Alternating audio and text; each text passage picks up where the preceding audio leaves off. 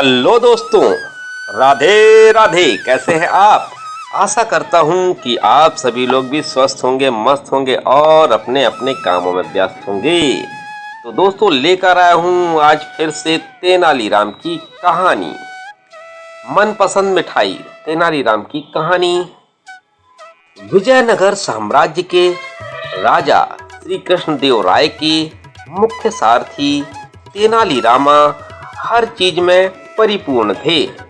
वे अपने जवाब से किसी को भी चुप करवा सकते थे। तेनालीराम को कैसा भी प्रश्न पूछा जाए तो वह एक अलग अंदाज से ही उसका जवाब देते थे, फिर चाहे सवाल उनकी मनपसंद मिठाई का भी हो क्यों ना हो।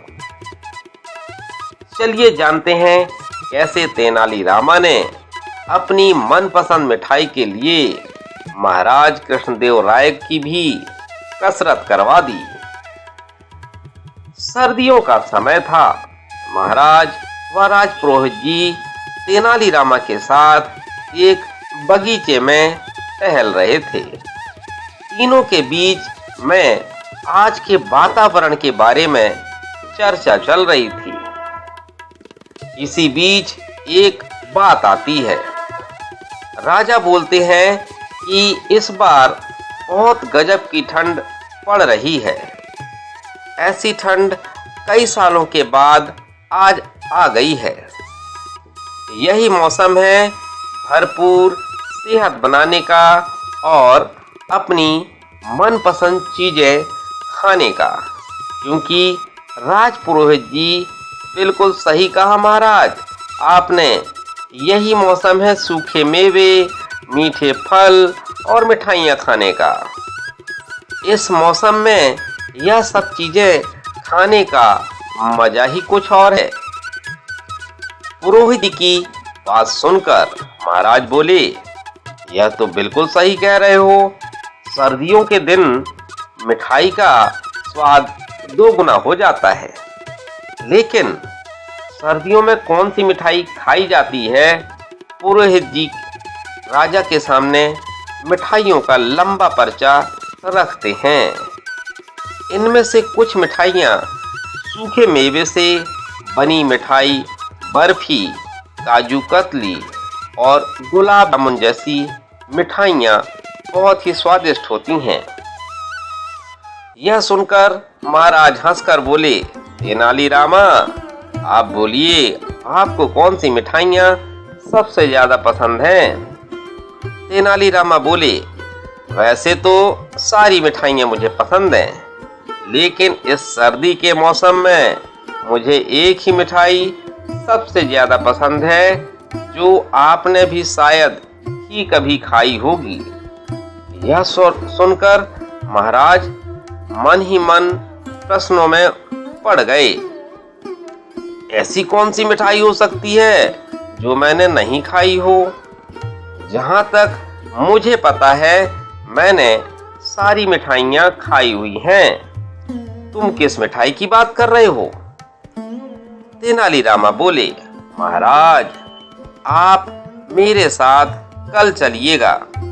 मैं आपको वह मिठाई खिलाऊंगा। महाराज बोले, तुम मुझे नाम बता दो, मैं महल में ही बनवा लूंगा। लेकिन तेनालीरामा ने साफ साफ मना कर दिया और बोले, मैं आपको वहीं पर वह मिठाई खिलाना चाहता हूँ। महाराज को पता करना था कि ऐसी कौन सी मिठाई है जो मैंने नहीं खाई। इसलिए वे तेनालीरामा के साथ चलने को तैयार हो गए। अगली ही रात खाना खाने के बाद महाराज, राजपुरोहित जी और तेनालीरामा तीनों साधारण कपड़े पहनकर मिठाई वाली जगह की ओर रवाना हो जाते हैं। नगर के बहुत दूर खेत खलियान से होते हुए चलते जाते हैं। बहुत चलने के बाद महाराज तेनालीरामा से पूछते हैं कि और कितना चलवाओगे? चलते चलते हमारी जान निकली जा रही है। बस थोड़ी दूर करके कितना दूर ले जा रहे हो? तेनालीराम ने जवाब दिया, बस थोड़ी दूर और महाराज। थोड़ी देर में वह मिठाई वाली जगह पर पहुंच जाते हैं। तेनालीराम दोनों को खाट पर बिठाते हुए खुद मिठाई लेने चले जाते हैं। थोड़ी देर में तेनालीराम 3 कटोरियों में गर्मा गर्म मिठाई लेकर आते हैं। महाराज की मिठाई खाते ही उनके मुंह से एक ही आवाज निकली, वाह क्या मिठाई है।